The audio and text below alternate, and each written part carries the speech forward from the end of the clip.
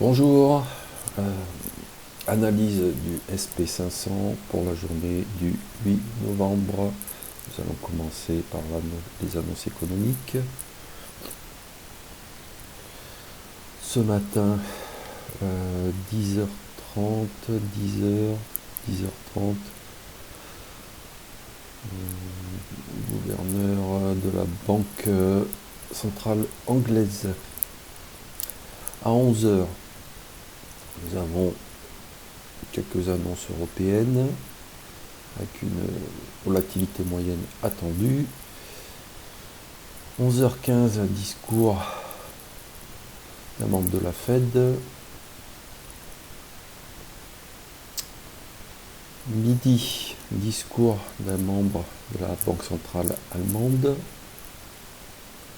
Peu de volatilité attendue. 13h, quelques annonces américaines avec peu de volatilité attendue.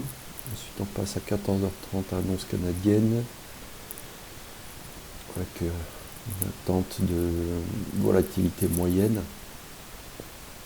Ensuite, on passe à 15h, 15h15. Alors, ici, c'est le point clé de la journée. Nous avons un discours de la BCE et surtout, à 15h15, nous avons un discours du président de la Banque centrale américaine. Et là, vous voyez, 3 étoiles, donc il y a une forte volatilité attendue. Donc, ce qui prévaut pour ce matin, nous allons voir sur Market Profile, quand il y a ce genre d'annonce dans l'après-midi, le matin, les marchés sont assez attentistes. Ils attendent de voir ce qui va se passer dans l'après-midi.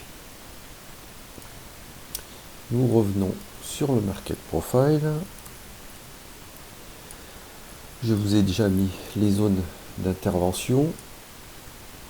Le VPOC Weekly qu'on a identifié en début de semaine est toujours présent. Le haut de range de la journée de la veille. Alors hier, il nous a fait une journée en double distribution. Vous voyez ici, il y a eu la période du matin européenne, puis il a terminé la session américaine tout en haut, avec des volumes tout en haut. La clôture s'est faite en zone 2, au-dessus de la zone de valeur, et l'open de la nuit, open asiatique également. Le prix est revenu dans la zone de valeur. Alors est-ce qu'il va combler toute cette zone de faible volume? On va voir jusqu'à 15h30. Et à 15h30, durant le discours de Powell, de la Fed, on va voir la réaction du marché, quelle direction il souhaite prendre. Mais ça reste, même s'il a cassé les ranges